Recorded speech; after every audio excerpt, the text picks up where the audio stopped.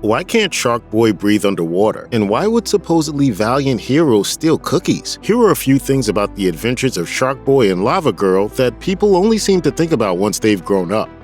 In the mid-2000s, Robert Rodriguez was arguably at the height of his powers. The Texas-born filmmaker had gone from producing El Mariachi for a mere $7,000 in 1992 to developing beloved hits like Desperado, From Dusk Till Dawn, and of course, the Spy Kids films. However, The Adventures of Sharkboy and Lavagirl was undeniably a low point in the director's career. Even the most inane, toilet humor-based kids' movies will often throw in some jokes for the parents. Sharkboy and Lavagirl, however, is aimed squarely at the kids, and that's because it was partially written by one. The opening titles of Sharkboy and Lavagirl introduce it as a Rodriguez family movie based on the dreams of then 7-year-old racer Max Rodriguez, who also played young Sharkboy in the opening scene. The adults in the movie, although played by household name actors like George Lopez, David Arquette, and Kristen Davis, still deliver stiff, awkward dialogue that sounds like a child's idea of the way an adult might speak. For an adult hoping for action like Desperado, a compelling narrative like Sin City, or special effects like Alita Battle Angel, Sharkboy and Lavagirl is certainly one of the less compelling Rodriguez films. The word dream, or some variation of it, is uttered a total of 188 times throughout Sharkboy and Lavagirl's 93-minute runtime. That means the word is being said on average once every 30 seconds, but in some scenes, it's much more often than that. Even by the 50th time, it still isn't very clear what the movie has to say about dreams, other than that they're a good thing to have. Young Max is mocked by his classmates for reading stories about Sharkboy and Lavagirl from his dream journal, but then his dreams turn out to be real. So Linus and the other kids learn that dreams are good because they can become real? But Max's dream almost destroys the school, and that doesn't sound very good at all. There's also the matter of Max's parents. His father is an unemployed writer, and his inability to get a reliable job has pushed his parents to the brink of divorce. At the film's climax, rather than finding some sort of mature compromise, the pair have a near-death discussion where they remind each other that they're best friends, reconciling without actually resolving the issue at hand. Rather than have Max's father figure out a way to follow his dreams while still supporting his family, the movie just ends. Sharkboy and Lavagirl make such a repetitive point about the importance of dreaming that it seems like it should actually have something to say by the end of it. Instead, all this talk of dreams eventually starts to sound more like a nightmare. The Adventures of Sharkboy and Lavagirl is, on the one hand, refreshingly colorful and vivid. During a time when even kid-targeted action movies were slowly inching towards gloomy, dystopian franchises like The Maze Runner and The Hunger Games, the colorful world of Drool stood out as a unique vision. On the other hand, when an adult watches Sharkboy and Lavagirl, they see a film drunk on its own green screen power, one that makes you wonder how it could have possibly cost $50 million to produce. At the time of the film's release in 2005, CGI was being used more and more in all sorts of movies, but the technology was at the end of an awkward transitional phase. Sharkboy and Lavagirl was shot almost entirely in front of a green screen, and it shows, with its more fantastical settings resembling a Windows screensaver more than a major motion picture. That's not to say that CGI-heavy movies can't be good. 1982's Tron and 2008's Speed Racer are both underrated gems, but as an adult watching Sharkboy and Lavagirl in 2021, it's hard to not be distracted by visual effects less sophisticated than an Instagram filter. Additionally, the 3D technology used for Sharkboy and Lavagirl made for a good selling point, but did little to actually make the film look good. Sharkboy and Lavagirl utilized anaglyph 3D, the kind that uses those red and blue glasses, which just made the movie look even worse on the big screen. As Roger Ebert put it in his review, fully 3/4 of the movie is in 3D, which looks more like 1D to me, removing the brightness and life of the movie's colors and replacing them with a drab, listless palette, which is about as exciting as looking at a 3D bowl of oatmeal.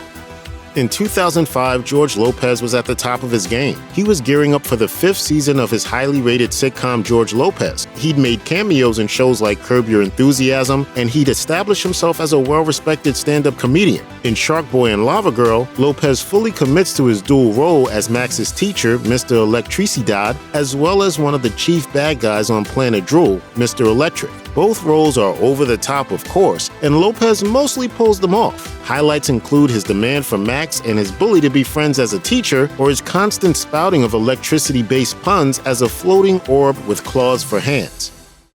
But why did George Lopez also have to provide a voiceover for Max's childhood robot, Tobor? Following the success of films like Aladdin and Shrek, Hollywood had developed something of an obsession with casting movie stars in voice roles, largely ignoring an entire industry of talented voice professionals who have been providing their talents to cartoons and animated movies for decades prior. So rather than finding the perfect voice actor to design an endearing identity for Tobor around, the audience gets George Lopez again, and yet again for a fourth time as a guardian of the Ice Princess. Robert Rodriguez himself even voices a talking shark, further trading creativity for mediocre, uninspired stunt casting. Out of everyone in Sharkboy and Lavagirl, it's clear that future Twilight heartthrob Taylor Lautner is the actor who possesses it, that indefinable quality that makes a movie star, well, a movie star. When production on the film began, Lautner was just 12 years old. He already had an extensive martial arts background, earning a black belt by age 8 and appearing in a national karate tournament in 2003. Lautner was the first and only actor to audition for the role of Sharkboy. Rodriguez was truly convinced he was perfect from the very beginning. Sure enough, Lautner's Sharkboy is a glowering menace. He never stops moving and rages easily, snarling and yelling without holding back. He plays an important role in the most standout action scene of the film, using his martial arts skills in an elaborate fight with Mr. Electric's dog-like cord monsters. Rodriguez even asked Lautner to choreograph his own fight scenes. Lautner also takes center stage for one of the most bizarre and memorable moments of Sharkboy and Lavagirl, a ridiculous, inexplicably aggressive lullaby that he sings to get Max to fall asleep and Dream Planet drool back to its rightful shape. He busts impressive dance moves while yelling all sorts of absurd lines. It's a shame that Taylor Lautner couldn't return for We Can Be Heroes, the 2020 quasi-sequel to Sharkboy and Lavagirl, as he was undoubtedly the true star of the original.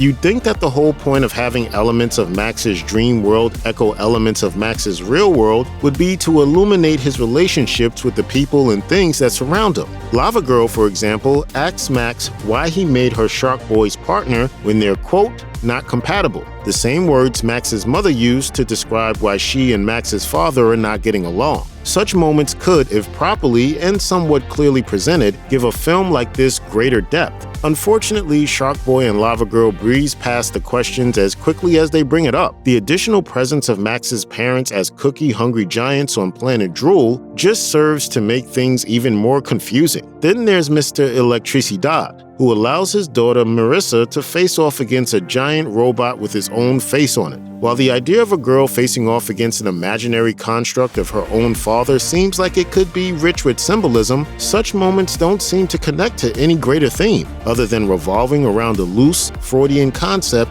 of dreams being inherently meaningful.